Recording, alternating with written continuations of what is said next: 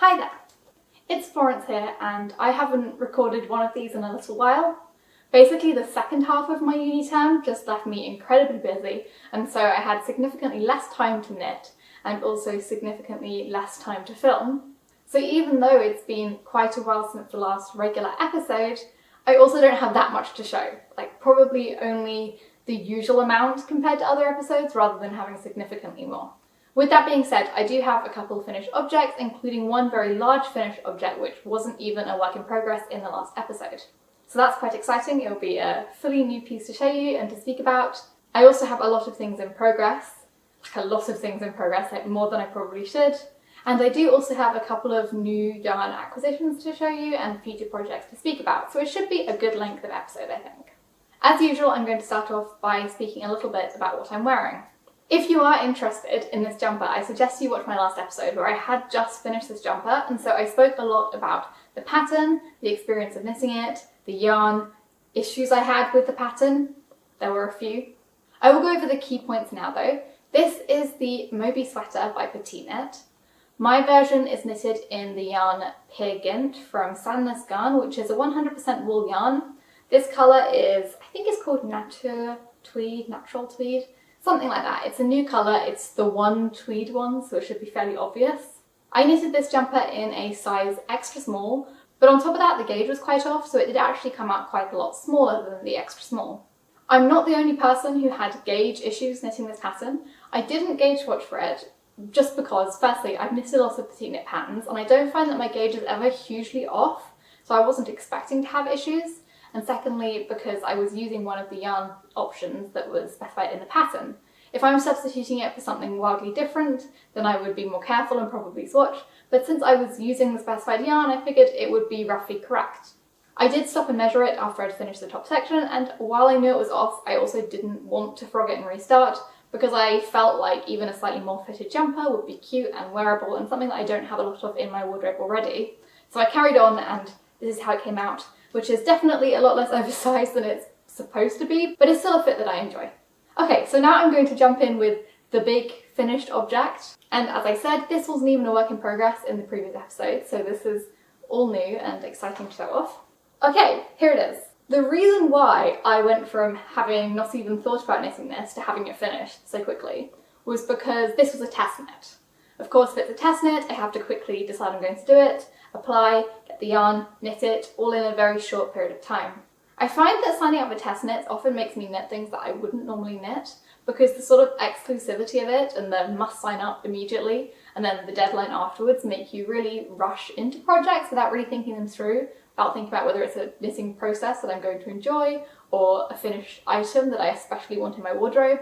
I don't think this one was a bad choice, but I think there are a couple of modifications that I would have made if I was not knitting this for a test knit, which I couldn't really do when I'm test knitting it because I need to have information about yarn quantities and stuff to feed back to the designer.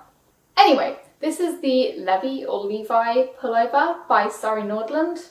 As you can see, it probably needs some elastic in the collar. I will get around to that soon. This is a very beautiful, I think roughly worsted weight, colourwork yoke jumper. I think it's sort of inspired by Icelandic jumpers, and the original yarn requirement in the pattern is for Let Lopi by Istex. I have not knitted a jumper in Let Lopi before, and I do think it looks really beautiful. When you see pictures of jumpers knitted in it, it has that really interesting hairy texture that gives colourwork a really nice look. I originally signed up to take part in this test knit because I really wanted to use Let Lopi to knit a jumper. The dog is laughing in his sleep. The only thing is, because this jumper has a very high neck, sort of thick, double folded collar, I realised that unlike other styles of jumper with perhaps a lower neckline, there's no way that I could wear a layer underneath the jumper to protect my skin from it. While I haven't worn Let Lopi next to my skin before, I know that it does irritate a lot of people. It's a lot less soft than other wool options. And so I was a little bit apprehensive about my first time using it for a jumper, being to knit a jumper with a really thick, high collar. Since the only place that I ever have sensitivity to wool or mohair is on my neck. Like this jumper, even in just the sandnes gynt, which I don't find to be especially scratchy, I do feel it just here and here a tiny bit. So I don't think that Loki would be the best idea. I thought about it for a while. I wanted to use knitting for olive heavy merino, but it was going to take a while to arrive and the colours weren't exactly what I wanted. So what I ended up using was filcolana Peruvian Highland wool. This is a very affordable and really lovely yarn option. It's incredibly soft. I think for me, it's one of my go-to yarn options for when I'm wanting to knit something as a gift for somebody who might have a wool sensitivity, because I don't find it has any of that sort of wool roughness to it at all. The colour range is pretty good, and I think it costs something like £3.50 per ball, 100 metres per 50 grams, which is very reasonable. I'll show you the colours that I used. These are the three colours. The main colour, this is marzipan, which I know is really popular. I really love this colour. And then this middle colour is oatmeal. And then this dark colour is limpopo. When I chose these colours, I was, I think, expecting more of a sort of beige finish object, but it actually has very neutral or like grey tones to it. This marzipan colour is so beautiful. I will definitely use it again to knit a whole garment in the future, maybe help with some mohair. It's the perfect, not quite cream, not quite beige that I really love. It's very popular and for good reason. I was a little bit worried about the contrast between these three colours, and I was desperately searching Ravelry for people who've knitted colourwork garments with marzipan and oatmeal especially, because I was worried they'd be too similar. But actually, all three of them have the perfect amount of contrast between each colour, so it worked out perfectly. I'm trying to remember how much I used. I think I used 6, or including this, which is what I had left, I needed 6 balls of the marzipan. I think the pattern called for 3 of this contrast colour 1 and 2 of contrast colour 2, but I ended up having to buy a 4th ball of this one, so I ended up using 3 point something of this and 1 point something of this. I assume the pattern may have been updated, but in any case I used 6, 4 and 2 of each colour. I knitted the size 3, which I think is at least 1 size up from what I should have knitted, according to my measurements, but I wanted it to be a little bit oversized, so I did size up. And other than that, I pretty much followed the pattern exactly. Again, I'm not sure if it's changed from the test knit, but I did disregard the specific lengths given for the sleeves, which I think, oh my goodness, the sun. I think the sleeve lengths in the pattern were quite long for me, but in any case, I certainly don't measure my sleeves. I just try the jumper on and see when they seem about the right length, and that's what I did here. I suppose it's a little bit trickier with this one because you do have colourwork in the sleeves, so you need to sort of figure out how early to start the colourwork, but I looked at the given length of the colourwork. It says, say, knit until the sleeve is 12 centimetres shorter than you want it to be, and I find that's much easier to figure out when I'm trying it on. The only change that I would have made if I was not doing this for a test knit is I'm not the biggest fan of this colourwork at the bottom. It feels sort of weirdly clunky compared to the rest of the colourwork, just this big bold zigzag, which I think really works at the bottom of the yoke, but at the bottom of the jumper I just think it's a little bit too much. If I was going to knit this again, I think I would have taken the colourwork chart that's used on the bottom of the sleeve, which has a little bit more of a sort of delicate look to it, and done that on the bottom of the body as well. I'll actually get up close to show you the colourwork because it is quite interesting. So both in the sleeves and in the yoke, the colourwork has a lot of pearl stitches in it, which gives this sort of dotty look to the edge of the zigzags, and it also adds almost a 3-dimensionality to it. Like, this section had to be blocked out quite a lot because it was cinched in due to the fact that some of the colourwork rounds are essentially ribbing, like there are pearl stitches in it. I think it adds a little bit of 3-dimensionality around here, and then an interesting dotty look to the zigzag, and it's a really cool effect that I haven't seen in colourwork before, but then again, I'm no colourwork expert, so maybe that's just me. Overall, this is a jumper that I'm really happy with. It's a little bit longer than most of my other jumpers are, probably a little bit longer than I'd have liked, but I'm not sure I have the heart to rip back all of the colourwork on the bottom of the jumper and start over. Maybe I should, so I can knit the sleeve colourwork chart onto the bottom of the body too. I'm undecided. I don't tend to make major modifications to knitwear that I've already finished, so I don't especially see it happening, but if I was a perfectionist, I probably would. Okay, that's the big finished object for this video. The other finished object I have is a pair of socks. I've had a pair of socks in most episodes lately. This one was just started in the last episode, I think. These are the Stella socks. I think they're by Inga Yervakangas. I'm probably mispronouncing the name, but as usual, all the patterns will be linked in the description. I've had a few people say lately that they struggle to understand pattern names when I read them out, and I know that I talk quickly and that I'm not especially clear when I speak, so I do promise every pattern that I show as a finished object or a work in progress will be listed in the description. I'll get up a little bit closer so that you can see the lace pattern on these socks, because it is really pretty, and I found that these were the perfect level of complexity for lace sock knitting for me. Like after the first couple of rounds, I didn't have to look at the chart anymore, but there was also enough happening every few rows for me to feel excited about getting through them. The yarn that I used for these socks is Toast by Bliss, which is, I think, intended as a sock yarn, but it has a very small amount of cashmere in it. It does feel very soft, but as I was saying before, I'm unsure whether that's due to the tiny, like 10% maybe, cashmere in it, or if it's due to the wool being slightly softer. I mean, superwash wool tends to be quite soft anyway. The colour, I think, is called Silver. It's definitely easy to figure out when you look at the colour selection. It's the light grey one. So these socks I have worn once, I think, for roughly a 10-15 minute walk, and they've actually pilled quite a lot. Try and get them in the light so you can see the pilling. They've pilled here on the back of the ankle, and the same on the other sock, like they've pilled all down here. In case you're curious as to why they've pilled in such a weird place, like halfway up the leg, that is because these socks are the worst for just sliding off my feet as I'm walking. Like I have to constantly stop and pull the socks up to stop them disappearing off my foot. I think part of this is that I think these socks are slightly too short for me, so the heel doesn't really sit where it's supposed to sit. That is my own fault. I think I was in a rush to finish them, and so I should have given them an extra centimetre or two. But the pilling is definitely a result of this yarn just being very soft. I do have quite a few pairs of socks now, and I'm going to keep wearing them, and like I mentioned before, at some point I will make a video where I review all of the different sock yarns I've tried, because I don't have any 2 pairs of socks knitted with the same yarn, so I've tried a lot of different sock yarns from a lot of different brands, and I should be able to compare them at some point.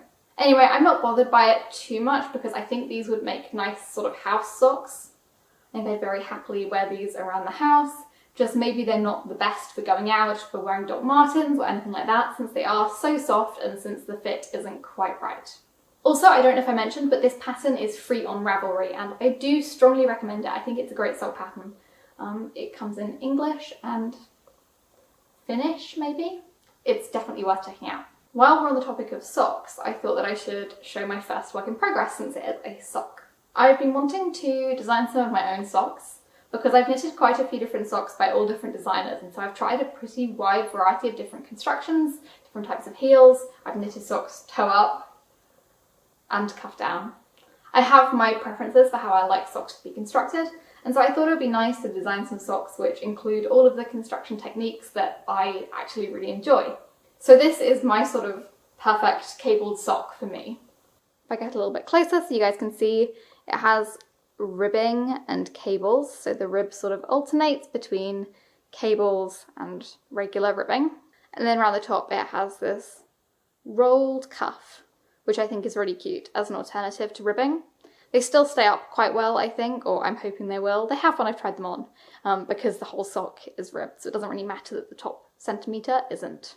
Then I've done a slip stitch heel and a heel flap and gusset. The yarn that I'm using for these socks is, again, something that I'm trying for the first time. This is the very popular retrosaria mondim. I'm probably pronouncing every word in that wrong. This is an interesting sock yarn for me and different from sock yarns that I've used in the past because this is a 100% wool sock yarn.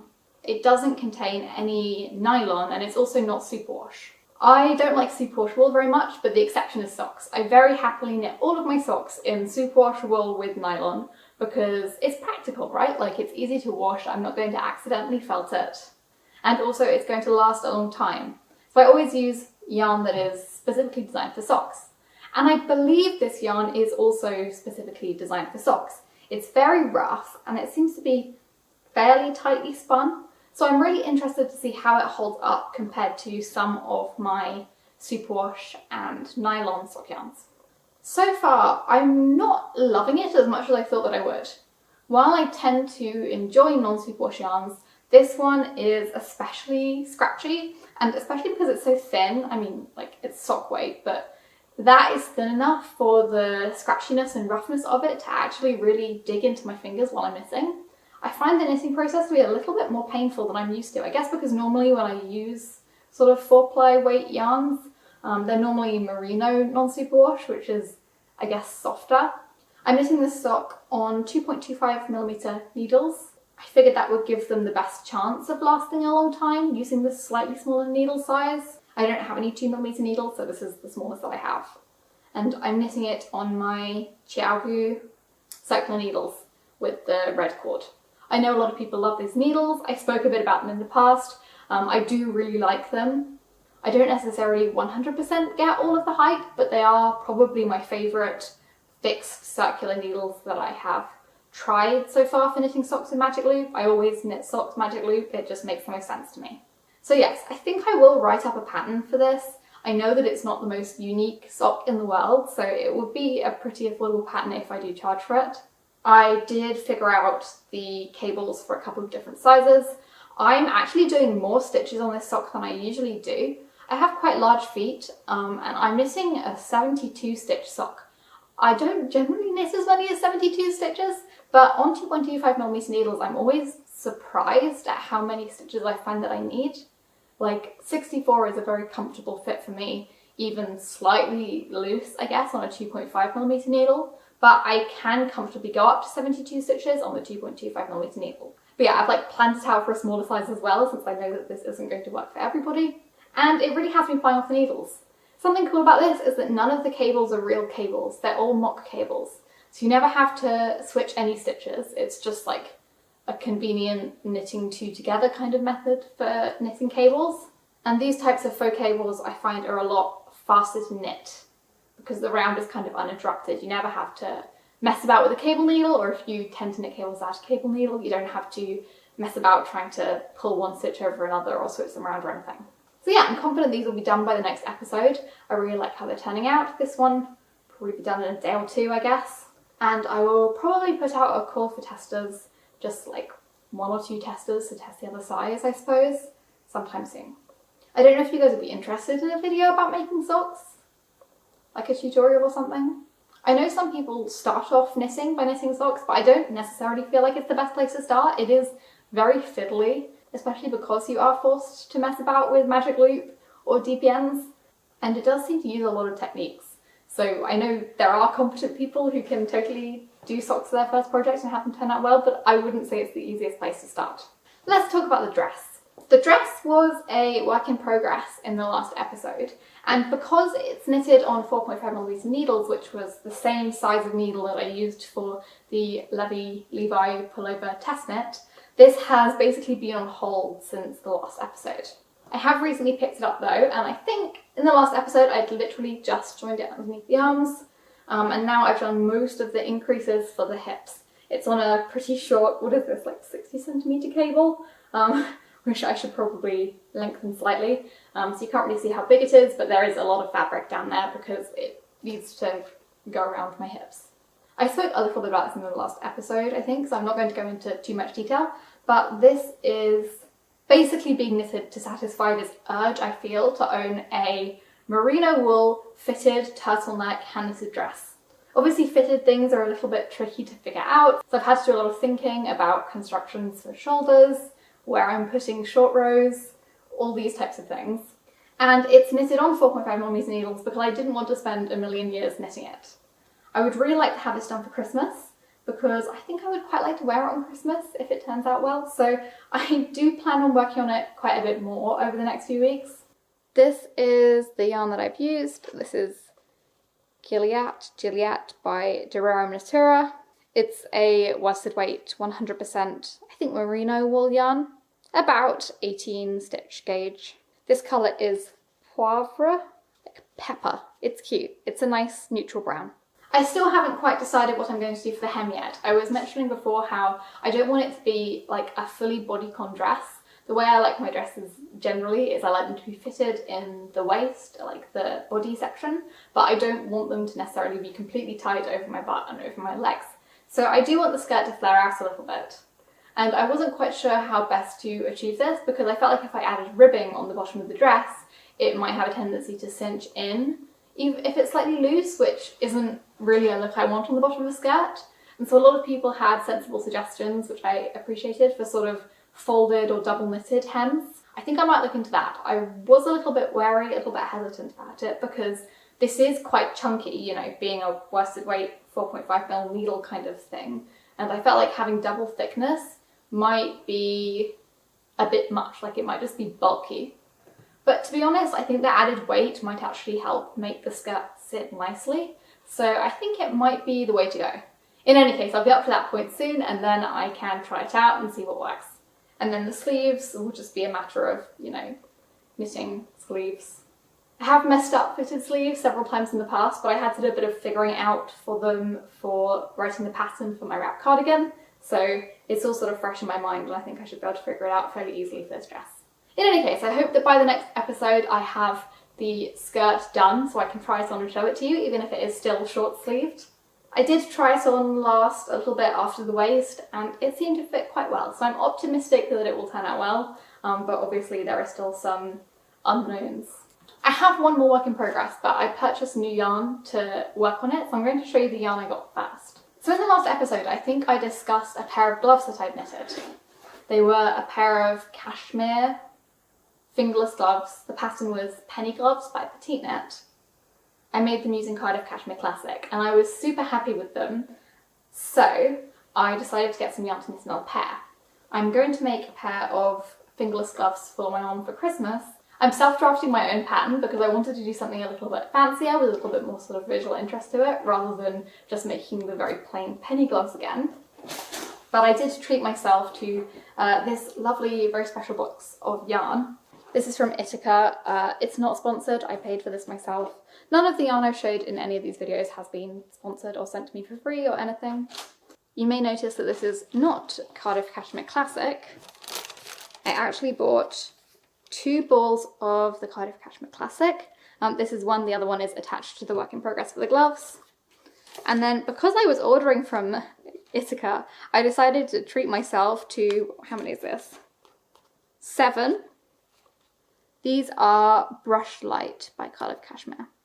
This used to be very hard to find in the UK, but I think now both Beautiful Knitters and also knit.co.uk stock this, so you can actually get it easily in the UK too.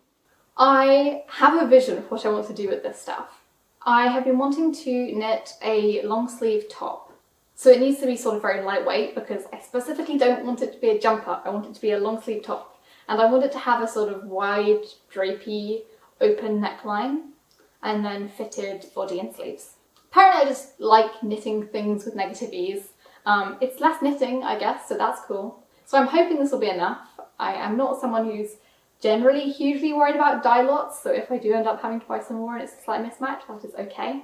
I'd rather do that than have to spend a huge amount more money on buying this, because this is a very expensive yarn. I did get it slightly discounted, which is why I ended up buying it. So this stuff is 82% cashmere and 18% silk. And it's 138 meters per 25 grams. These are 25 grams, so like half size skeins, and they cost too much money. The colour is mose or mose or something. I have no idea how you pronounce it. It's the same colour as the classic that I bought to knit the gloves. I know this is used in the Allure camisole, I think it's called, by Cadre, and every time I see pictures of that top, I just think it's so beautiful. It always felt like too much to spend on a really plain camisole, but now if I'm designing something myself and I get to spend a long time on it, planning it and working on it, then I feel like it's more justified for me to spend more money on it. And also I feel like it's not the hardest yarn to substitute. Like, you're not going to get the exact same look, but looking at it, I think you get a pretty similar effect using 1 or 2 strands of mohair maybe, but also something like a brush alpaca silk. So if I do end up writing a pattern for a garment with it, I think I can fairly easily suggest a much more affordable substitute as well. I'll do some swatches, compare this to some other sort of silky, fluffy yarn options and see how they compare. Oh, the colour is 119, by the way. I could have just said that rather than struggling with the colour name. Anyway, now moving on to the glove in progress. If these cables look kind of familiar, That is because they are the same cables on the socks. I was knitting the socks and I thought they looked really cute, and so I figured I'd do the glove with the same ones. It also looks really tiny, but when I put it on, you'll see it stretches quite nicely, seems to fit fairly well. I've literally just started increasing for the thumb, and I was a little bit undecided on how I wanted to do it. I don't know the technical terms for different glove or like mitten constructions, but I was thinking about doing the type of increases where it increases like across the palm, and this whole section goes around into the thumb, or just doing the type of increase where you increase the sides, front and back in the same way. That description probably made no sense. I'm going to try doing the increases that go across the palm of the hand because I think they look very beautiful, but if that doesn't work out, I will rip it back and just increase the side. I'm honestly surprised how much brain power this is requiring. I was like, mittens, they're an easy knit, but it turns out that they're not. There's a lot to worry about with placing cables and making the cables line up before and after the thumb increases and all that kind of stuff I hadn't really thought about, and it's turning out to be quite complicated. Anyway, I am using Cardiff Cashmere Classic, like I said. Colour, I presume the colour for this is also 119, in any case, it's the colour I showed before. And I'm using 3mm needles. This is supposedly a DK weight, but I find it's very, very thin for a DK weight. You could probably knit this as like a fingering weight. And so it knits up quite nicely on 3mm needles, especially for something like a glove, which you want to be slightly more dense to let less cold air through. I'm really happy with how they're turning out, and these really need to be done in the next episode since they are a gift. I have one other sort of yarn acquisition to show. I was ordering some yarn as a gift for somebody, and I wanted to pick up something for myself at the same time to go over like a free shipping limit. So I ended up buying these yarns from Sandnes Garn.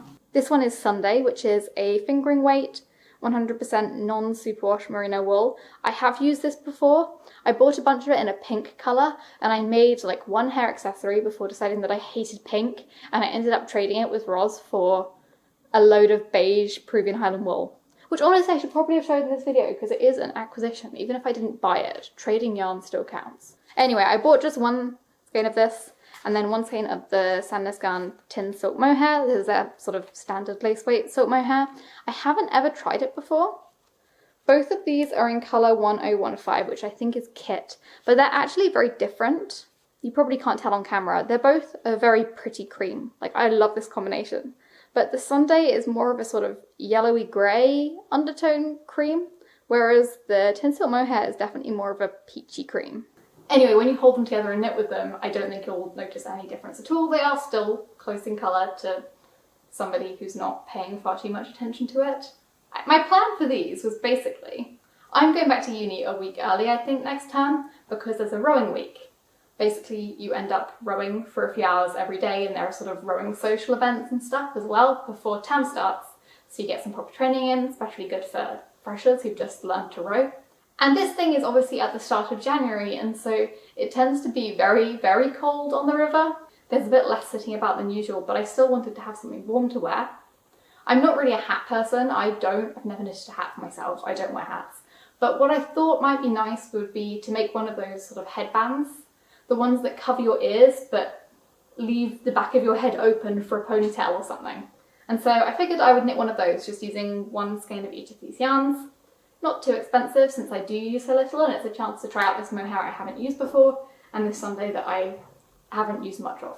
I also thought that, and no guarantees here, I thought that I might end up filming it and making a tutorial for my YouTube channel. So that might be something coming up over the next few weeks, if you guys are interested in it. I haven't thought too much about what the design will be. I don't know if it will have one of those twists in it that all these headbands seem to have, or whether I'll just do a plain one. I'm leaning towards plain, or I could do cables, something like that. Who knows, I'll come up with something cute, I'm sure. So yes, these are very exciting, and they're pretty pricey. I want to say Sunday is about £6, somewhere between £5.50 and £7, I think I can say with confidence. And this one is probably £7 or £8. So it would be a bit of an investment to knit a jumper using just these, but this colour is so beautiful, I am very much tempted. Maybe I'll do some summer tops next year in Sunday instead of just always using the knitting for olive merino that I love so much. They're quite similar. Okay, so that is it for knitting and yarn stuff, but I thought it might be nice to show another craft. This is the Handmade by Florence channel, so I can talk about other things, and I thought I'd show what I was doing this morning. I was working on this little Sashiko like embroidery square. I really like doing this. This isn't the first one I've done, and it's a really cool embroidery style because the whole pattern is made up of like running stitch in straight lines. So you never have to think about it very much, and yet you still get something that looks really complex in the end. I did buy pre-marked like grid fabric where the grid should wash or iron out. I'm not sure if it disappears with washing or with heat. I'll have to check that.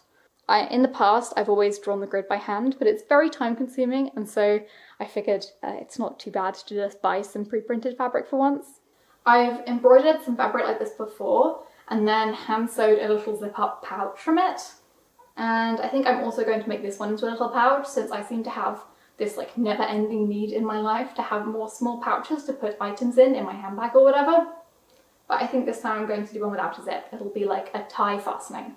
I ordered some red fabric to line it with, and I think it'll look really pretty, so maybe I'll show that in a future episode. And yeah, I think that's about it for today. I always feel like I start off these episodes speaking slowly, and then I just speed up and speed up and speed up until nobody can understand what I'm saying anymore, and I'm really sorry about that. But I hope it was still enjoyable. I'll be back again soon with another episode. Goodbye.